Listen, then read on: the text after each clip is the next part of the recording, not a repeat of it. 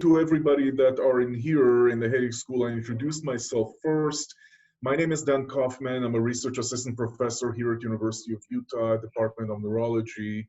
And in this headache school, I'm the one that is giving the tools and techniques.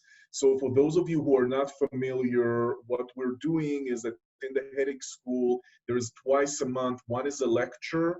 The other one is actual hands-on techniques. So what we've talked about with Kathleen Degree and the other people that are in charge of headache school, we decided that unlike what we've done previously, that was mainly lectures and information, we really thought that information is wonderful, but eventually when we talk to the people who attend the headache school, they really wanted to get some useful techniques that they could actually take with them.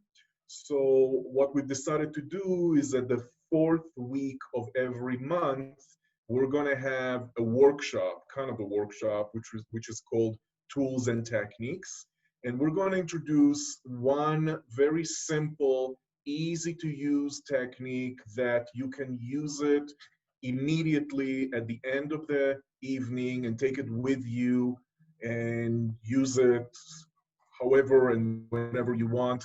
So these workshops that we're going to do today and each and every fourth week of the month, each and every time is going to be dedicated to a different technique. These techniques are relatively very easy to do, very easy to learn, but you're also going to have the recording at the website so that you can refer back to that. I also have a handout. I thought that we could upload it to this version of Zoom. I'm not able to do that, but if you want these handouts, which pretty much give the instructions of how to do the techniques that I'm going to be talking about today, progressive muscle relaxation, that you can ask Chris, you can send him privately your email, and we definitely will give you, we can send you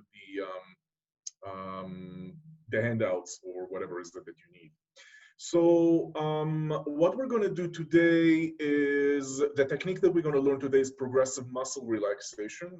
And I'll start by sharing my screen. So just before I do that, each and every Wednesday, for those who are not familiar, each and every fourth day of the month, fourth week of the month, we're going to do this workshop that is going to consist of about 5 to 10 minutes of presentation just to introduce the topic. And then we're going to do a hands-on on that technique, and I'm going to teach you how to do that on your own, that you can take it home. So I'm going to share my screen, and I'm going to share my presentation. And let's just start.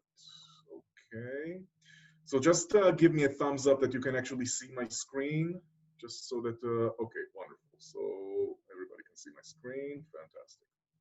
Okay. So, okay. So what we're going to do today is we're going to talk about progressive muscle relaxation. That's going to be the topic for today. The outline is that we're going to talk about relaxation in general. What is relaxation? Why do we need that? We're going to give a little bit of history and some pointers on what is important to know about progressive muscle relaxation training. We're going to talk about the muscle groups. We have 16 muscle groups that we're going to work on today in this training. And then I'm going to show you how to do the progressive muscle relaxation exercise. And most of the time today is going to be focused on actually doing the exercise. If we'll have time, we're going to have you into breakout rooms. We're not allowed a lot of people, so I doubt we'll be able to do that. But I'll just show you how is it that you can take this with you and practice that at home. And this is how we're going to conclude what we're doing today. So I'd like to start with what is relaxation. The reason is because progressive muscle relaxation is one technique out of a vast majority of a lot of technique destined to produce relaxation. Now, even though all of us have some intuitive sense of what relaxation is, there is a lot of different definitions of what is relaxation, how to get to relaxation, and it's not about understanding or learning or memorizing what is relaxation, but in all of those different definitions of relaxation, the main theme that keep occurring is that it's a state of reduced arousal, where all of us that are hyperexcitable, we're getting into the state of reduced arousal, and we're able to focus on positive or resourceful states to the exclusion of negative or unresourceful state. But this is in terms of the phenomenological or the personal experience that we have in relaxation. Physiologically, relaxation is a shift from a fight or flight to a rest and digest, or a shift from the sympathetic nervous system to parasympathetic nervous system. The reason that I'm talking about both the perception of relaxation and the physiological component is because personally, when I work with people that come to my private practice, there's a lot of cases that people tell me, oh yeah, I feel very relaxed. And when I connect them to equipment to measure their muscle tension, to measure their breathing, I see that their physiology is telling a completely different story. So the reason I'm saying this is because even though some people that have had a long experience with all sorts of relaxation training, sometimes even though they feel or think that they're relaxed, their body is telling a different story. Now I do biofeedback in private practice, so I'm actually able to record physiologically the different components, um, thereby showing the individual exactly what is happening in their body. But that's why I chose today to talk about progressive muscle relaxation, because it will enable you the ability to, on your own, observe when is it that your muscles are tensed and when is it that they're relaxed. So talking again about relaxation, why is it so important? That it seems as if it was proposed that when we are stressed, when we have overactivation of the sympathetic response, we have an excessive muscle activity. And so if we want to relax ourselves by relaxing our muscles, it was also shown that we can relax our minds. And by engaging in this activity that I'm going to show you today in progressive muscle relaxation, we can achieve a state of increased relaxation. Another point I want to make is that there's a lot of different ways and a lot of different techniques to induce relaxation, and everybody takes the techniques that works for them.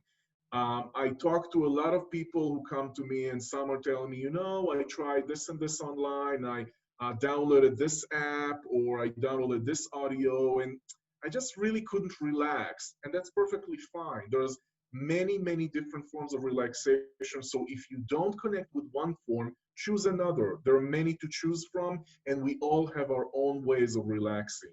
So some of the examples of relaxation exercises, breathing training that I've taught last time. What are we going to do today is the active muscle relaxation or progressive muscle relaxation. There is also a passive muscle relaxation that I'm not going to be teaching today. Visualizations exercises that I'm going to do next month, and autogenic training that I'm going to do after that. So there's a lot of variation for relaxation that one can choose from. Now, what is progressive muscle relaxation? It was first developed in the 1930s by a physiologist named Jacobson. And the thing is that he started to work on teaching people how to actively tense and relax their muscles, but his work was very, very cumbersome and took a lot of hours for training. So afterwards, there are other scientists and doctors that took his methods and they modified it to make it much more simple and easier to learn. And this is what we're going to do today. And the elements of progressive muscle relaxation is that we're going to learn to tense very much the muscles and then relax various muscle groups all through the body. We're going to do 16 muscle groups today. What is important is by tensing and relaxing, we're paying careful attentions to the sensations and the feelings with us which are associated with the tensing and the relaxation exercises. These exercises are teaching us how to relax, and also once we are starting to identify the exact sensation of each and every muscle, when is this tense and when it's relaxed, and we're able to practice that at home, we can just kind of have our own biofeedback gizmo inside us that once we go around the day, we can identify, oh, am I tensing my muscles, or no, now I'm relaxed. So the idea is that all of us have variable differences in our muscle tension during the day. And so by making sure that we're relaxing our muscles when we need to relax our muscles, that allows us to engage in a much more ability to relax in general. So more things I want to say about progressive muscle relaxation is that this is a skill, and just like any other skill, and especially relaxation skill, in order to be good at it, in order to master it, it needs practice on a daily basis. I really, really frequently am hearing people that come to me and they think that, well, relaxation, it's just, it's easy. I mean, what's the problem? Just sitting and relaxing. And actually, when I start teaching them, it seems as if relaxation can be as difficult as learning to play the piano or any other skill. It is a skill. In order for someone to be good at it, it's very important to practice that on a daily basis. That's the only way to really get the benefits from any relaxation exercise. Um, Importantly about progressive muscle relaxation, I'm going to guide you through the process. There's nothing that I'm actually doing to you. Everything that I'm going to be guiding is maintained by you. So I'm going to tell you to tense and relax the muscle at will. And I'm going to direct your attention so that you'll be able to identify what does it feel when the muscles are tense, what does it feel when the muscles are relaxed, because it's a learned skill. And the fact that you're going to be doing that will allow you afterwards to go around your day and notice, like if you're in a supermarket or engaging in anything, if you're involuntarily tensing your muscles when you're not supposed to. And it happens to all of us all the time. So why is that, if I'm actually going to be teaching you to relax, why is it that in progressive muscle relaxation, I'm actually going to ask you to tense? The reason is that, first of all of us as individuals have tensed muscle to a certain degree. We can't be completely flaccid because it's just, we can't walk, we can't do anything. All of us have a certain degree of muscle tension.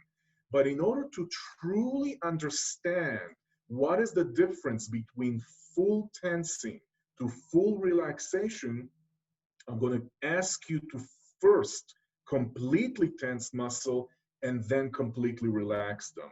It's like if I have a pendulum, I can just push it real hard for it to go to the other side. But what I can do is actually take the pendulum to the opposite side and just leave it and have it go all the way to the opposite side. So pretty much it's like asking you to really identify the 100% versus the 0%. It will give you a lot of abilities to understand what does this feel when the muscle is completely tense, and how does it really feel when it relaxes. Also, research has indicated that once we really tense our muscles, we're able to relax them much more than they used to be by noticing those differences. So the goal of this relaxation practice is to reduce the muscle tension by producing something that will be much more noticeable to you. That's why you're first going to tense and then fully relax. And so it's not just also producing the physical tension relaxation. I'm going to also have you focus your attention on what does it feel like when it's completely tense, and how does it feel like when the muscle is completely relaxed.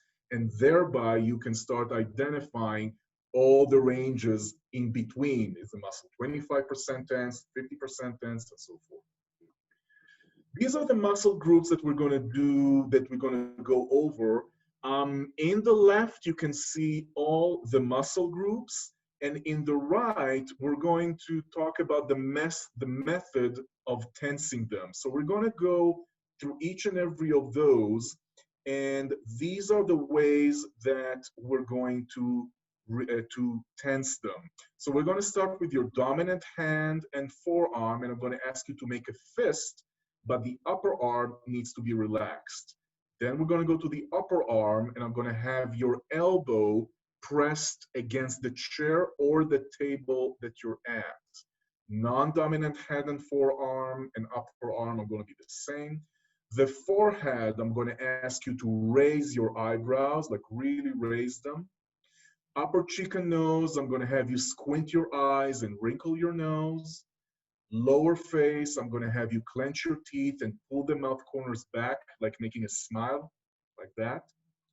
Neck, I'm going to have you raise and lower the chin simultaneously. It's a little difficult to explain, but just imagine as if you're really kind of tensing your neck. Chest, shoulders, and upper back, I'm going to have you take a deep breath and hold it. And I'm going to have you raise the shoulder blades together. Abdomen, I'm going to have you push the stomach in and out together, kind of like making like a muscle in your abdomen. Dominant upper leg, I'm going to have you strengthen your quadricep. Dominant calf, I'm going to have you toes pointing toward your head, kind of like flexing. And dominant foot, I'm going to have you point the other way. Point the foot down, curl the toes, and turn the foot in. So you don't need to memorize that. This is on your handouts, but I'm going to guide you through those processes. And so before I continue, does anybody have a question or doesn't know how to tense any of those areas, so that maybe I'll just demonstrate on myself? Any questions about that?